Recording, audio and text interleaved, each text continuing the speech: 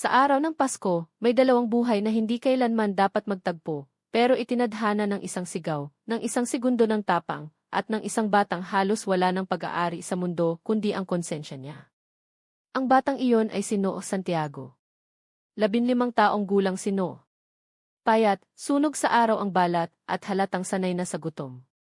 Ang suot niyang damit ay ilang beses nang tinahi, at ang sapatos niya ay may butas na sa gilid, pero pilit pa ring tinatalian tuwing umaga. Lumaki siya sa lansangan simula nang mamatay ang kanyang ama at tuluyang mawala ang kanyang ina, hindi dahil iniwan siya, kundi dahil kinain ito ng kahirapan at sakit. Mula noon, natuto si Noo na matulog sa ilalim ng overpass, makisalo sa tirang pagkain ng mga karinderya, at magbantay sa gabi para hindi manakawan o masaktan. Pero sa kabila ng lahat, may isang bagay na hindi kailanman ninakaw sa kanya ng mundo, ang kakayahang makaramdam ng panganib, at ang lakas ng loob na kumilos kahit wala siyang mapapala.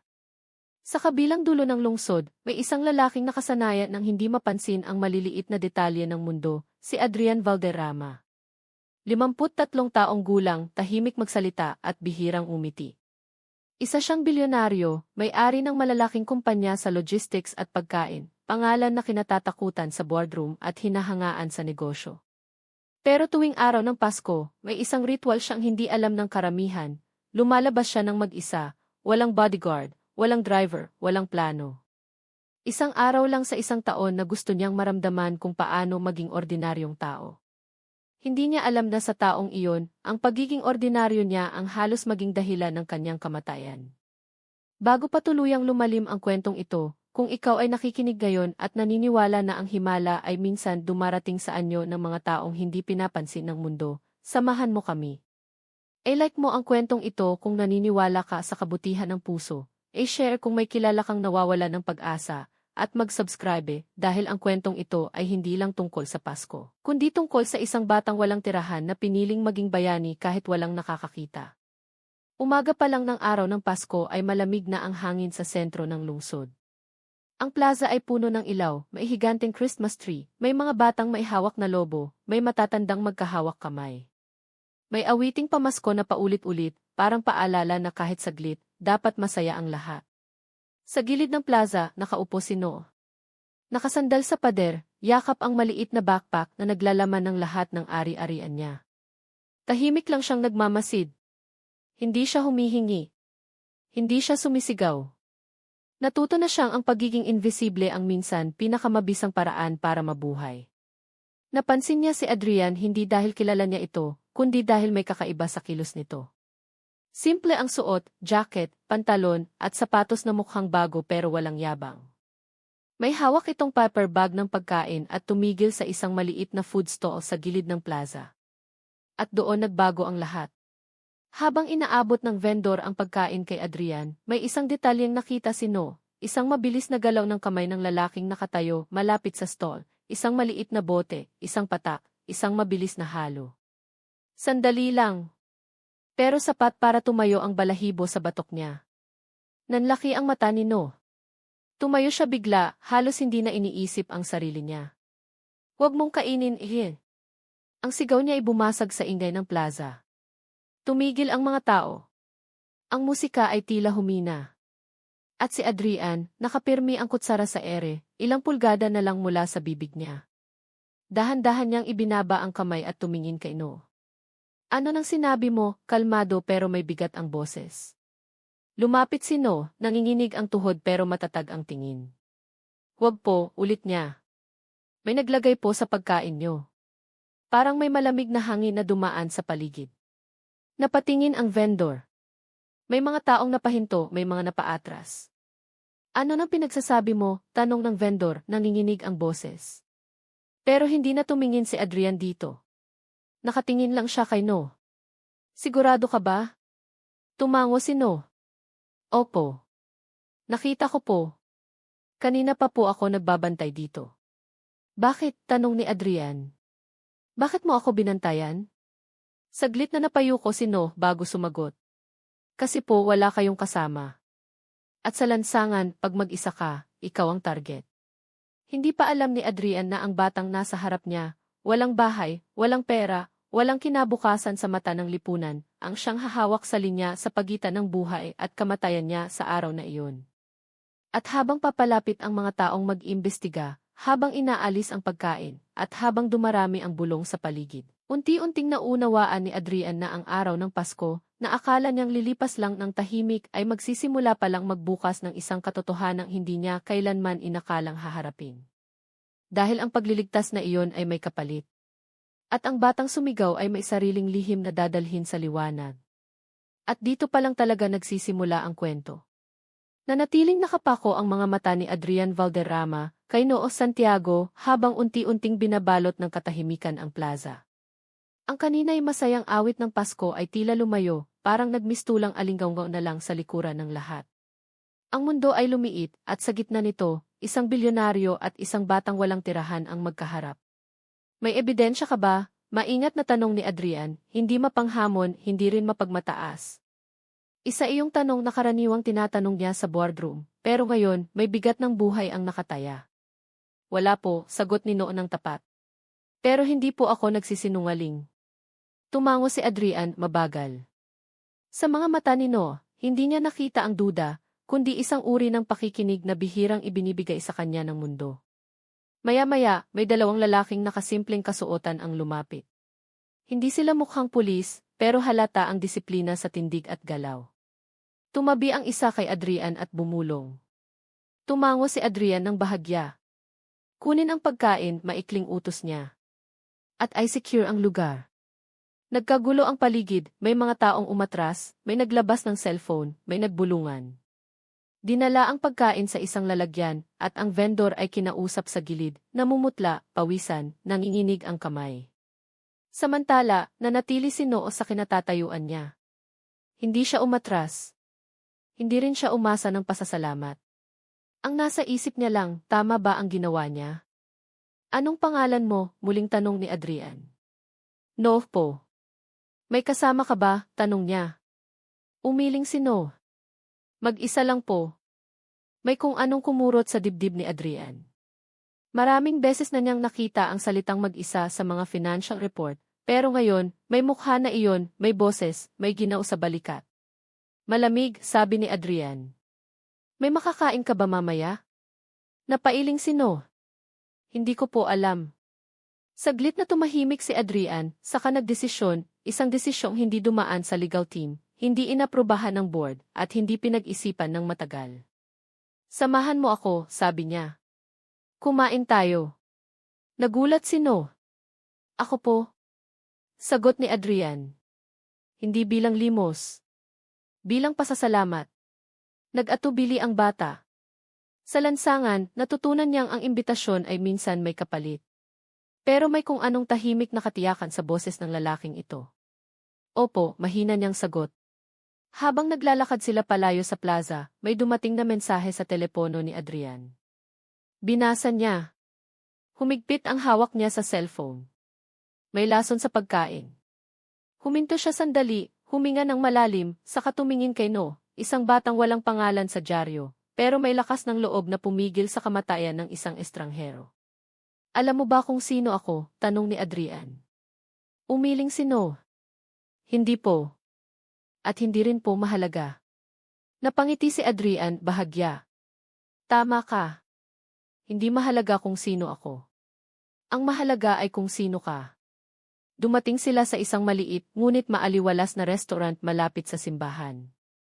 Tahimik ang lugar, may mga kandilang nakasindi sa bawat mesa, may mga parol sa bintana.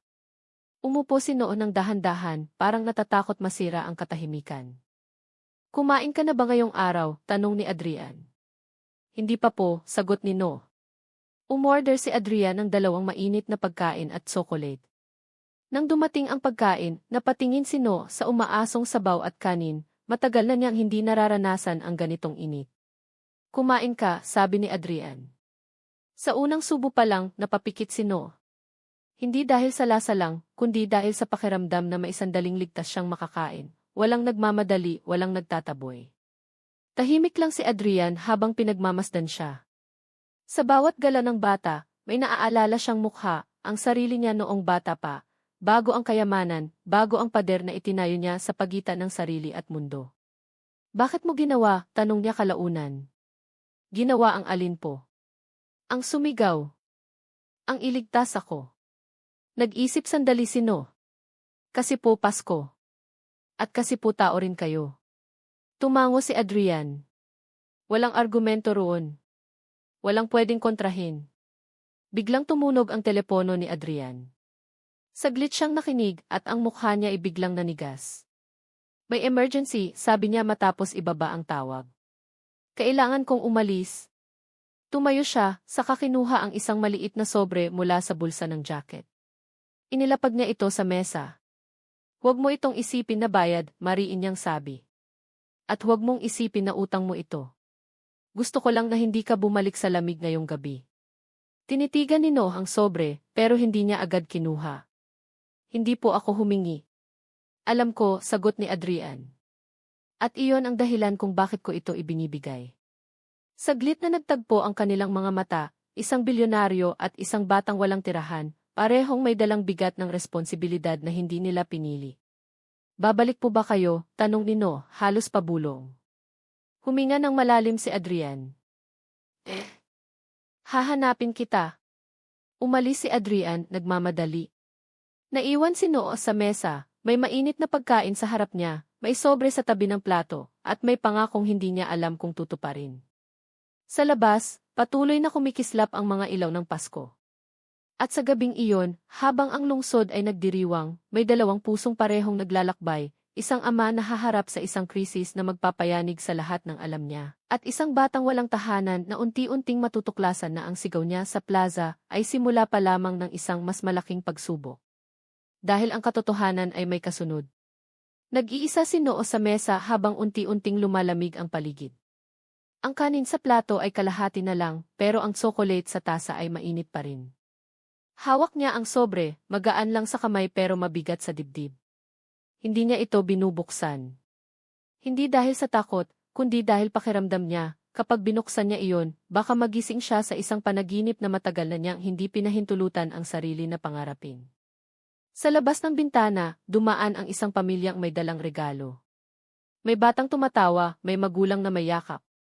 Napababa ang tingin ni Noah. Pasko na naman, at tulad ng maraming Pasko bago nito, hindi niya alam kung saan siya matutulog mamaya. Ngunit iba ang gabing ito. Samantala, mabilis ang takbo ng sasakyan ni Adrian sa kalsadang punang ilaw. Nakatutok ang isip niya sa ospital, sa anak niyang si Liam, 12 taong gulang, mahina ang katawan mula pagkabata, at ngayon ay biglang bumagsak ang kondisyon. Sa bawat paghinto sa traffic light, bumabalik sa isip niya ang mukha ni Noah. Ang sigaw. Ang babala. Ang batang walang dahilan para iligtas siya, pero ginawa pa rin. Pagdating ni Adrian sa ospital, sinalubong siya ng doktor. Mabigat ang mukha, pero may bahid ng pag-asa. Naagapan po, sabi nito. Kung hindi kayo dumating agad, iba po ang naging resulta. Napaupo si Adrian sa upuan sa hallway. Napapikit siya, at sa unang pagkakataon sa mahabang panahon, hindi negosyo ang pumasok sa isip niya, kundi ang ideyang may taong inilagay ng tadhana sa landas niya para sa isang dahilan. Nasaan na si Liam? Tanong niya. Stable na po. Nakatulog na. Tahimik na pumasok si Adrian sa kwarto. Nakahiga si Liam, may tubo sa braso, payapa ang mukha. Lumapit siya, hinawakan ang kamay ng anak. Salamat, bulong niya, hindi niya alam kung kanino. Sa Diyos. Sa bata. Sa Pasko. Sa labas ng ospital, umambo ng bahagya. Hindi ulan, parang paalala lang na malamig ang mundo, pero may init pa ring pwedeng matagpuan. Samantala, bumalik si Noah sa kalsada matapos magpaalam sa staff ng restaurant. Hindi siya pinalayas. Sa halip, binigyan pa siya ng balot na pagkain. Naglakad siya patungo sa isang lumang waiting shed. Doon siya madalas matulog kapag Pasko, dahil may ilaw at may bubong. Umupo siya, saka dahan-dahang binuksan ang sobre. May kaunting pera roon, sapat para makakain, sapat para makabili ng kumot, sapat para sa ilang araw. Pero higit pa roon, may isang maliit na card. Nagpapasalamat ako sa'yo. Hahanapin kita. Ngi. Napahawak si Noah sa card. Hindi siya umiyak. Hindi pa. Pero may kung anong gumalaw sa loob niya, isang pakiramdam na matagal na niyang inilibing para mabuhay. Pag-asa. Hindi niya alam kung kailan babalik si Adrian. Hindi niya alam kung totoo ang pangako. Pero sa unang pagkakataon, hindi siya natulog na gutom at hindi rin siya natulog na galit sa mundo. Kinabukasan ng Pasko, maagang nagising si Noo sa ingay ng lungsod. May mga naglilinis ng kalye, may mga paro na tinatanggal, may mga taong bumabalik sa normal na buhay. Para sa marami, tapos na ang Pasko. Para kay Noo, parang may nagsisimula. Sa kabilang panig ng lungsod, habang pinagmamasdan ni Adrian ang araw na sumisikat mula sa bintana ng ospital, may isang desisyong malinaw na malinaw sa isip niya, isang desisyong hindi kayang ipagpaliban, hindi pwedeng ipasa sa iba. Hahanapin ko siya, sabi niya sa sarili. Dahil ang batang sumigaw noong gabi ng Pasko ay hindi na lang bahagi ng isang insidente. Siya na ngayon ang paalala kung bakit maisaysay ang bawat buhay, kahit iyong itinaboy ng mundo. Lumipas ang ilang oras, at sa paglabas ni Adrian ng ospital, dala niya hindi lang ang pagod ng isang gabing puno ng kaba, kundi ang bigat ng isang pangakong kailangang tuparin. Hindi na siya dumiretso sa bahay. Sa halip, pinahinto niya ang sasakyan malapit sa lugar kung saan niya huling nakita si Noo.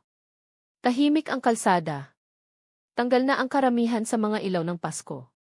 Ang natira na lang ay ang mga basurang papel ng regalo, ilang sirang parol, at ang malamig na simoy ng umagang parang walang pakialam sa damdamin ng tao.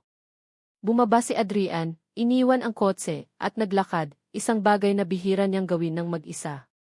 Dito siya, bulong niya sa sarili, habang nililibot ng mga mata ang waiting shed. At doon niya nakita si Noo. Nakaupo ang bata sa gilid ng bangko, yakap ang isang manipis na kumot, tulog pero bakas pa rin sa mukha ang pagod ng mga taon. May maliit na supot ng pagkain sa tabi niya, halatang hindi niya pa nauubos. Huminto si Adrian sa ilang hakbang ang layo. Hindi niya agad ginising ang bata. Tinitigan lang niya ito, parang tinitingnan ang isang salamin ng mundong matagal niyang hindi hinarap. Dahan-dahan siyang lumapit at hinubad ang coat niya. Maingat niya itong ipinatong kay Noo. Nagmulat ng mata ang bata, biglang umupo, handang tumakbo. Ngunit nang makita niya kung sino ang nasa harap niya, nanlaki ang kanyang mga mata. Kayo po, gulat niyang sabi. Sagot ni Adrian, mahinahon.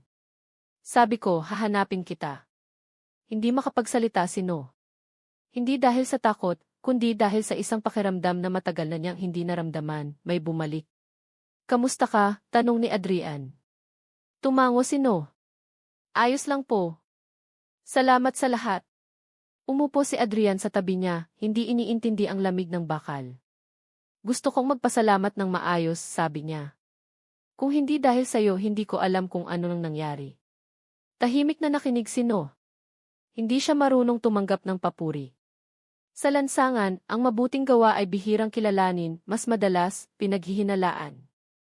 May anak po kayo, biglang sabi ni Noo. Ayos na po ba siya?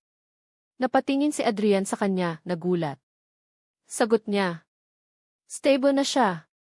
At dahil sa'yo. Bahagyang yumuko si Noo. Buti naman po. Lumalim ang katahimikan. Sa pagitan nila, may distansyang hindi nasusukat ng metro, distansya ng karanasan, ng oportunidad, ng buhay. Ngunit may isang tanong si Adrian na hindi na niya kayang ipagpaliban. No, sabi niya, diretso. Gusto mo bang sumama sa akin? Nanlaki ang mga mata ng bata. Saan po? Sa bahay ko, sagot ni Adrian, walang paligoy. Hindi bilang pulubi. Hindi bilang utang na loob.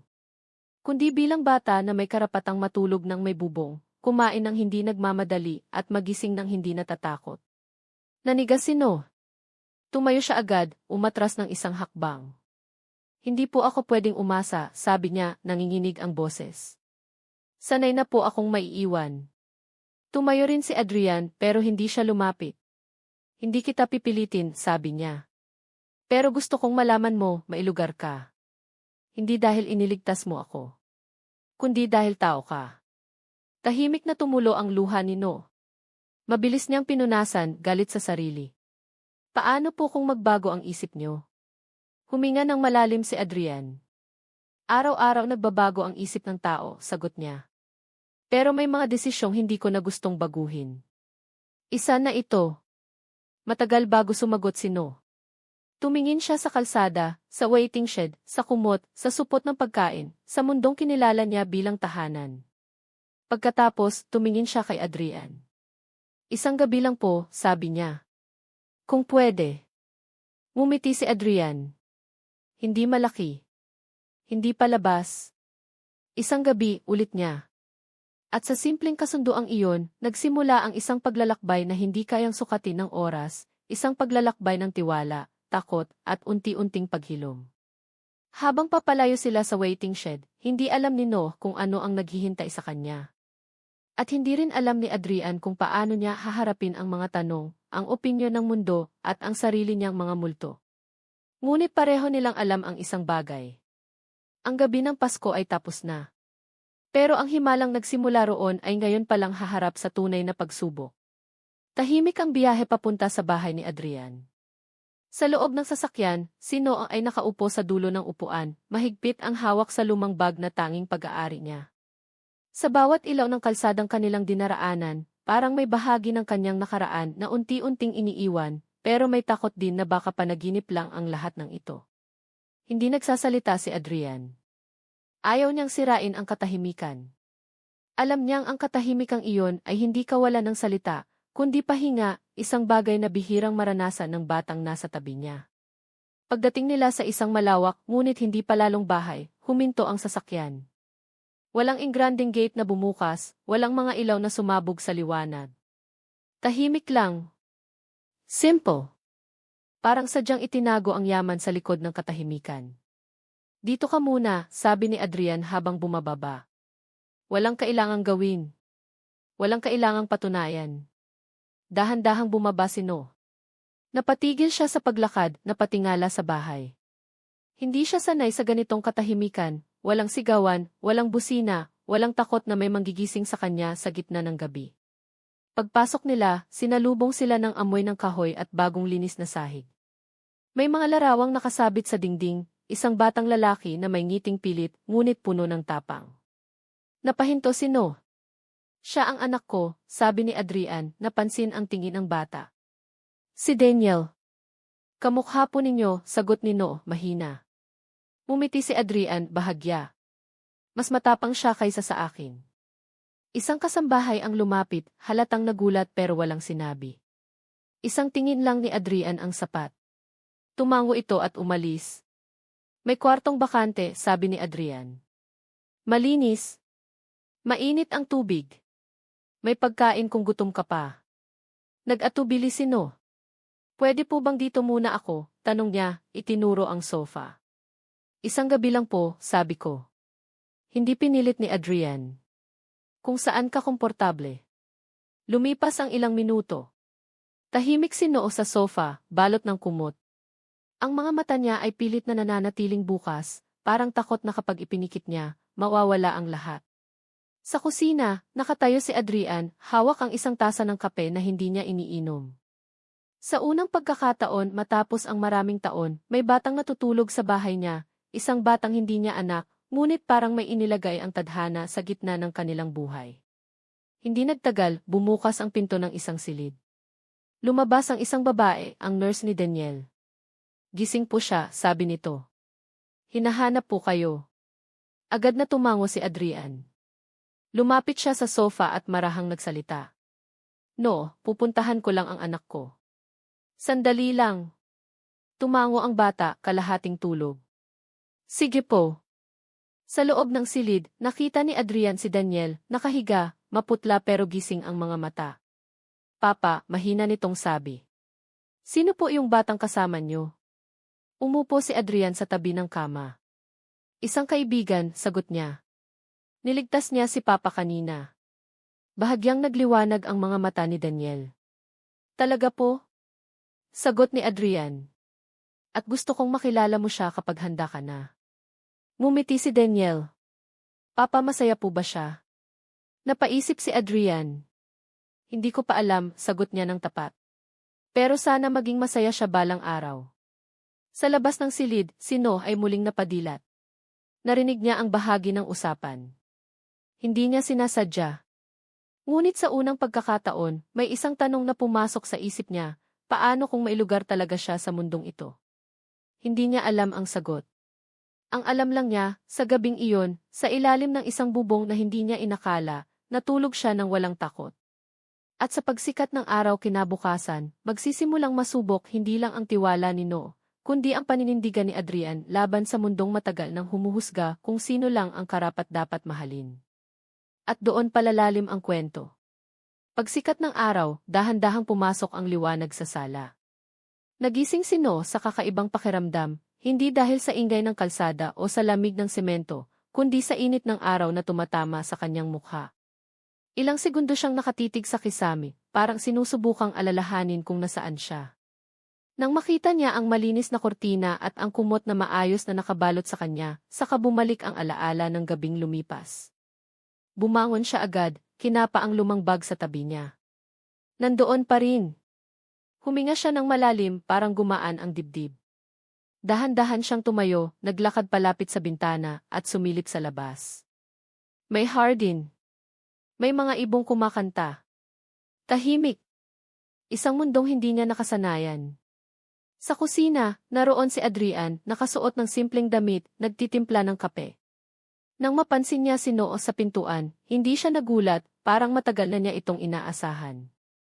Magandang umaga, sabi ni Adrian, banayad ang tinig. Magandang umaga po, sagot ni Noo, medyo alanganin. Pasensya na po kung nakaabala ako. Umiling si Adrian. Hindi ka nakaabala. Umupo ka. Kumain ka muna. May nakahain na tinapay, itlog at mainit na gatas. Napatingin si Noo sa mesa, hindi agad umupo.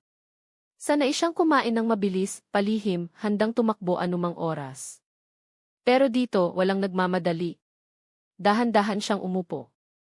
Sa unang kagat, napapikit siya, hindi dahil sa sarap lang, kundi dahil sa pakiramdam na may naghanda nito para sa kanya.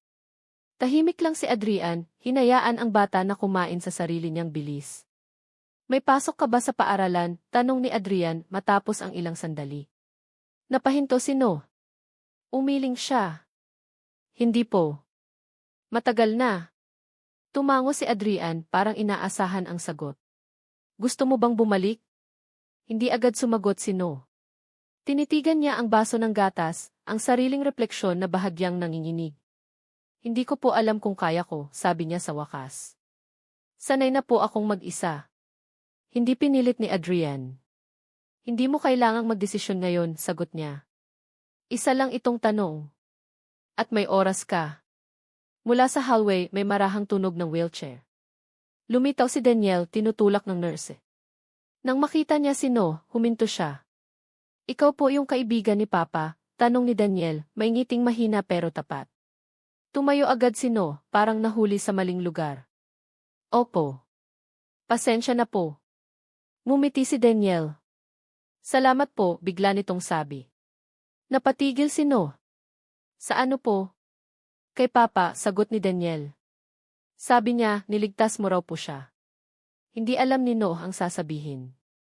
Hindi siya sanay na pasalamatan. Tumango na lang siya, pilit mumiti. Lumapit si Adrian sa anak. Kumusta ang pakiramdam mo? Mas okay po, sagot ni Daniel. Tumingin siya kay No. Gusto mo bang umupo dito minsan? Para may kausap ako. Nagulat si No. Isang bata na may lahat, tahanan, ama, gamutan, nagyayaya sa kanya na manatili. Sa loob niya, may bahagi na gustong umatras, takot na baka masaktan kapag nawala ang lahat ng ito. Opo, mahina niyang sagot. Kung okay lang po. Ngumiti si Daniel, mas maliwanag kaysa kanina. Habang pinagmamasdan sila ni Adrian, may bumigat at gumaan na sabay sa kanyang dibdib. Alam niyang hindi madali ang mga susunod na araw. May mga tanong mula sa mundo, mula sa mga tao sa paligid, mula sa batas, mula sa sarili niya. Hindi simpleng isama sa buhay ang isang batang walang tirahan. Ngunit malinaw sa kanya ang isang bagay, ang batang sumigaw para iligtas ang isang estranghero sa araw ng Pasko ay hindi aksidenteng napunta sa buhay nila. At habang umuugong ang telepono ni Adrian sa bulsa, isang tawag mula sa opisina, may banta ng eskandalo at investigasyon, alam niyang papasok na sila sa mas mahirap na yugto. Isang yugto kung saan kailangang piliin niya kung mananatili ba siyang tahimik at ligtas o ipaglalaban ang batang minsang iniligtas siya, kahit kapalit nito ang galit ng isang mundong hindi sanay makakita ng himala mula sa lansangan. At doon pa lang talaga magsisimulang sumubok ang tadhana. Hindi sinagot ni Adrian agad ang tawag. Tinitigan muna niya si Noah na nakaupo sa tabi ni Daniel, halatang alanganin pa ang kilos, parang anumang sandali ay tatayo at aalis kapag naramdaman niyang hindi na siya kabilang. Tahimik ang umaga, pero sa loob ni Adrian, nag-uumpugan na ang mga desisyong matagal niyang iniiwasan. Lumayo siya ng kaunti at doon sinagot ang telepono. Sir, kumakalat na po ang balita, maingat na sabi ng boses sa kabilang linya. May nakakita raw sa insidente kagabi. May video. At may usap-usapang may batang sangkot. Napapikit si Adrian. Huwag muna kayong magsalita kahit kanino, sagot niya, mababa ang tinig. Ako ang haharap. Pagkababa ng telepono, bumalik siya sa mesa. Napansin ni Noah ang seryosong mukha nito at agad na tumigil sa pagnguya. May problema po ba? Tanong ng bata. Umupo si Adrian sa tapat niya. May mga taong magtatanong, sabi niya ng tapat. Tungkol sa nangyari kagabi. Tungkol sa'yo. Nanigas ang mga balikat ni Noah. Sanay na siya rito, mga tanong na nauwi sa sisi, sa pagdududa, sa pagpapaalis. Kung kailangan ko pong umalis. Huwag, mabilis na sabi ni Adrian. Hindi galit, hindi malakas, pero puno ng bigat. Hindi kita paaalisin. Nagulat si Noah. Pero po baka magkaproblema kayo dahil sa akin. Ngumiti si Adrian, may lungkot at tapang na magkasabay. Matagal na akong may problema, sagot niya. Hindi ikaw ang dahilan. Pero maaaring ikaw ang sagot sa ibang bagay. Sa sala, tahimik na nakikinig si Daniel. Dahan-dahan niyang itinulak ang wheelchair palapit. Papa, sabi niya, pwede bang dito muna si Kuya No? Tumingin si Adrian sa anak. Sa loob ng maraming taon ng kayamanan at kapangyarihan, bihira siyang makaramdam ng ganitong uri ng linaw. Sagot niya. Dito muna siya. Ngunit ang mundo sa labas ay hindi ganoon kasimple.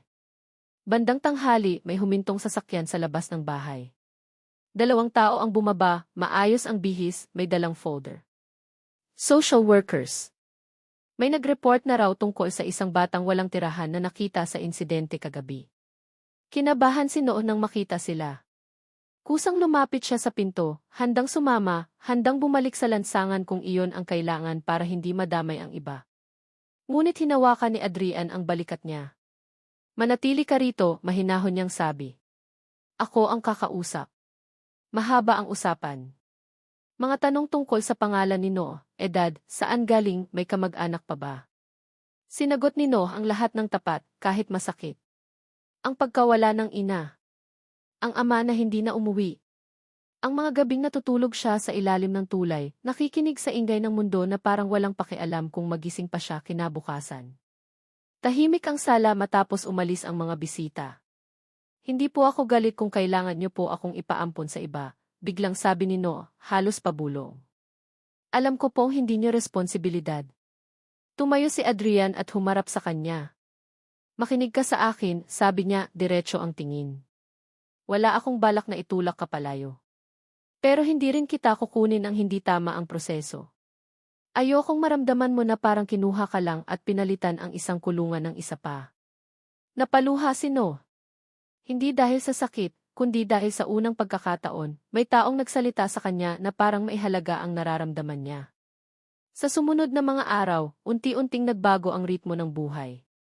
May schedule ng therapy si Daniel. May mga bisita si Adrian mula sa ospital at opisina. At si Noah, sa gitna ng lahat, ay dahan-dahang natutong umupo sa hapag ng hindi nagmamadali, matulog ng hindi nakaipit ang bag sa dibdib, at tumawa, mahina sa una, parang hindi sigurado kung pwede. Ngunit hindi rin nawawala ang anino ng nakaraan. Isang gabi, nagising si Noah sa bangungot. Pawis na pawis, hingal na hingal, akala niya imuli siyang hinahabol ng gutom at lamig. Bumangon siya at tumakbo palabas ng kwarto, handang tumakas. Naabutan siya ni Adrian sa hallway. Hindi ka nag-iisa, sabi nito, dahan-dahang inilalapit ang kumot sa balikat ng bata. Hindi mo na kailangang tumakbo. Umiyak si Noah, hindi pigil, hindi tahimik, parang batang matagal na ring naghihintay ng pahintulot na masaktan. At sa sandaling iyon, sa gitna ng malamlam na ilaw ng bahay, may isang desisyong tahimik na nabuo sa puso ni Adrian. Hindi pa ito pinal, hindi pa ito legal.